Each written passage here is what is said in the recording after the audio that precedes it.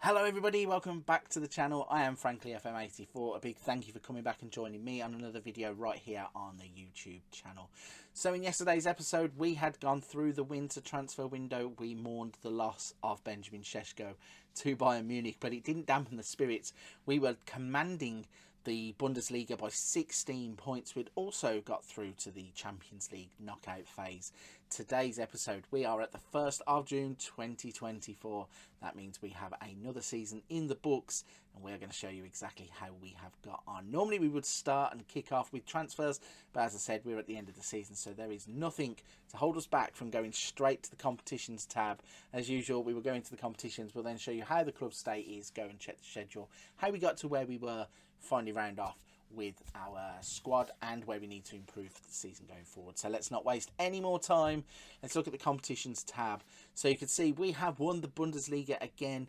In terms of the championship group, we have finished 9 points clear in the championship group, finished with a win-loss record of played 32, won 24, drawn 5, lost 3, a goal difference of 68 and 47 points. Yesterday's episode, you might have seen that we were unbeaten at the halfway turn of the season. Disappointing to say, we managed to lose 3 games in the last part of the season. In terms of the Champions League, you can see the final is about to be played. It is Man City versus Liverpool. Doesn't show you where we got to there, but we will run through that in just a second. And in terms of domestic trophies, we have won the OFB Cup, which will keep the board happy. We have won a domestic double. So let's quickly run through all the other phases of the club, and then we'll come back to this and have a little look. In terms of the finances then going into the new season, we have £37 million in the bank before the TV money, the Champions League money, those kinds of things kick in. We do have a transfer budget of £41 million, which obviously shows that the club is projected to get quite an injection of cash. That is going to be helpful to us going forwards. The wage budget is now at £896,000. We're spending £828,000 after the contract increases in bonuses. That's a healthy amount to work with. I think there are a few players that are going to leave on possibly big wages, so it might mean that we open the door to sign a few more expensive signings to come in, and we'll have the wage budget to do that. In terms of the club vision then, let's have a look at that. So our job security is very secure still. In terms of the club culture though, develop players using the club's youth system. That is going to become more and more difficult as we sign these players that we want to be building upon to progress the club, but they're satisfied with that. In terms of signing Ghanaian players and Malian players, that is pretty much going to go out the window. I cannot wait until that drops off. It is a club philosophy in real life, so it probably won't drop off, but if it did, it would be helpful because I just can't go down that path. If you've got a choice between signing Jude Bellingham and an unknown player from Ghana, unfortunately, I'm going down the Bellingham path every single time. Play high-tempo pressing football. They're delighted with that. Play possession football. Pleased with that. Play entertaining football. Pleased with that. 5-year plan going forwards then. Work within the wage budget on course. Sign young players to develop for a profit. They're satisfied at the moment, but I think, as I said yesterday, that will continue to develop as we are signing players at the start of the game. If we're going to sell them on and there's some kind of transfer clause or a release clause in their contracts, we're going to be making profits on these players, so I have no problems with that. Minimum 2-year contracts shouldn't even really been there. I've never ever give a first team out a 2-year contract unless it's a renewal. In terms of the next season then, so they want to win the Bundesliga once again. Obviously, it should be achievable considering how far ahead of everybody else we are in the league. Champions League, they want to reach the group stage at a minimum. We did that this season and we got beyond that by going at least to the first knockout round. We'll fill in the gap with the Champions League in a moment. They wanted to win a domestic cup at the 25-26 season. We've already won one this season, so we'll continue to do that as we go along. And then they want to just continue to win the Bundesliga. Our contract will expire at the end of next season, so hopefully get that extension done quickly and we can just move on and concentrate on the club. So then let's go back to the competitions tab then. Let's show you the Bundesliga first and the full table once we have finished the championship group. You can see in terms of the championship group then, we have won the league. We topped the championship group, played 32, won 24, drew 5, lost 3, 68 goal difference and 47 points. We were massively ahead. We were 16 points clear at the turn yesterday, and then once the league gets halved and then carried over, it meant that we ended up with a 9-point lead to win the league. So no problems there. We are by far the best team in Austria.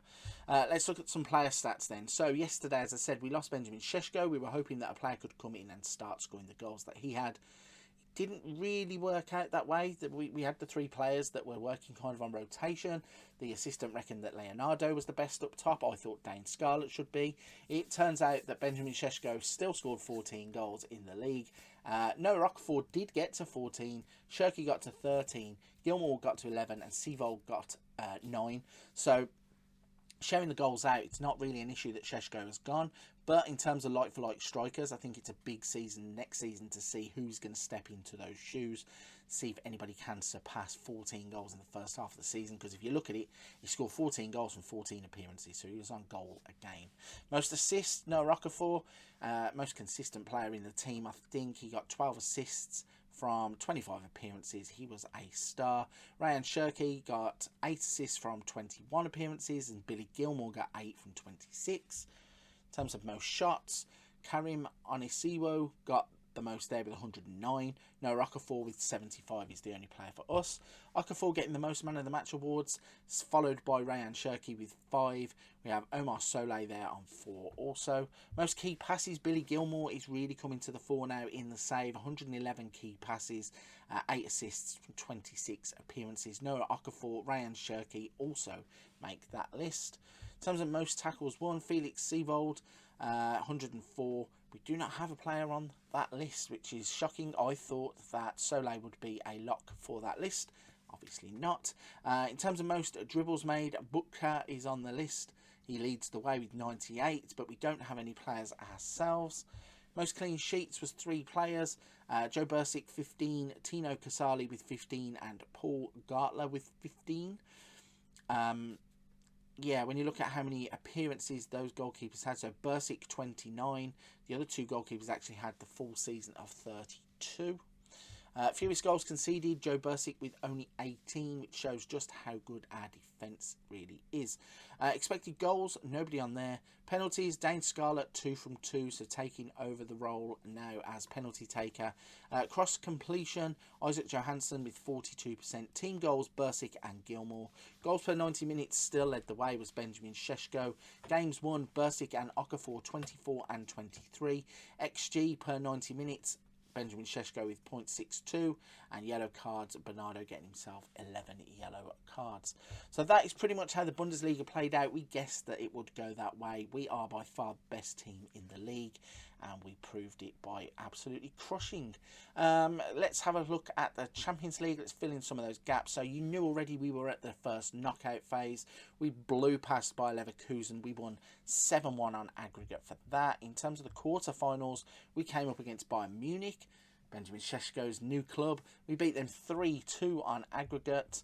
In terms of the semi-finals, we came up against Manchester City, and even though we had a 3-3 draw in the second leg, we lost 5-6 on aggregate and missed out on the final by 1 game. So it's progress. We're going in the right direction. We've made the semi-finals. I think once we build and we go into the summer transfer window, going on to the final next is the next step, obviously. But I think we're building a squad here that really can challenge for the Champions League. Let's show you the schedule then and just fill in the gaps. So yesterday's turn, we had just gone through the friendly games, and now we are at the quarterfinal of the OFB Cup. So we won that 3-1, beat Sturm Graz 4-1, beat Austria Vienna 1-0.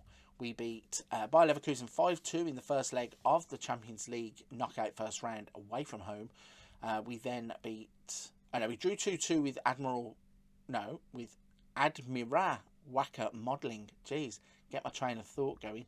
6-1 in the semi-final of the Cup. Beat Tirol 4-0 in the Bundesliga for beating Bayer Leverkusen 2-1 in the second leg of the Champions League knockout first round. We then beat Ried 4-0, beat Altach 4-1. We drew 1-1 in the home leg, with Bayern Munich. Rapid Vienna, then we won 3-2. Bayern, we won 2-1 in the away leg. Sabitzer with a penalty, Leonardo and Nico with the goals for us. LASK in the Bundesliga, and then we started a weird run of form which kind of just was our downfall. At the end of April, we lost to Admira Wacker Modelling 2-1 before we beat Ried 3-1. We then lost to Manchester City 3-2 in the home leg of the Champions League semi-final. We lost 1-0 to Altach before drawing 3-3 against Man City in the Champions League semi-final second leg. We then drew 1-1 with Admira Wacker Modelling. That name is, need to just call them AWM or something, because that name is just difficult. Sturm Graz 3-0 in the cup final before LASK got a point in the Bundesliga Championship group. And disappointingly, we rounded the season out with a 2-1 loss to Rapid Vienna. So in terms of competitions, as I said, a successful season, another Bundesliga and OFB Cup for a domestic cup or Cup League double. Champions League is work in progress. So that leads us on then to the squad. Let's have a little look at the assistant report now, and the assistant has started to change his mind on a few players. So Bursic is now the best goalkeeper. Comencia is the best left back. Woba, Soleil, Pembele at back. Seavold, Nico and Gilmore. We have Okafor wide left, Shirky wide right, and Dane Scala is now the striker that he wants up top. So I think that is pretty much where we are going. There's a few gaps there that I think we might need to plug. Goalkeeper might need looking at, although Bursic was topping the list in terms of the goalkeeper stats in the league, so don't know whether that's just knee-jerk reaction there. Left back definitely would need looking at. We might just throw in another midfielder, and we could always use a bit more firepower up the top. So with the transfer budget we have, I think it's realistic to go out and maybe buy 1, 2, 3 players at tops, not needing to overhaul the entire squad, but just keep adding additions that are going to push us to the next level. Right then, that brings us to the end of another episode. We're at the 1st of June 2024. That means tomorrow we're going to be jumping to the end of the summer transfer window. Around the 2nd or 3rd of September, we're going to be showing you players that have come in, players that have gone out, how much of the transfer budget we have spent, and how we are looking at the start of another season. If you're still here at this point of the video though, firstly, a big thank you. Secondly, if you haven't hit the like and subscribe button already, please consider doing so. It helps the channel so much, and I really appreciate every single person that takes their time to drop by and show the channel some love. But for this one, I'm going to wrap it there. Go check another video out on the channel. There is a little something for everybody, and if you find something you like, drop a like on that video too. But for this one, I'm going to leave it there. I'll see you very soon.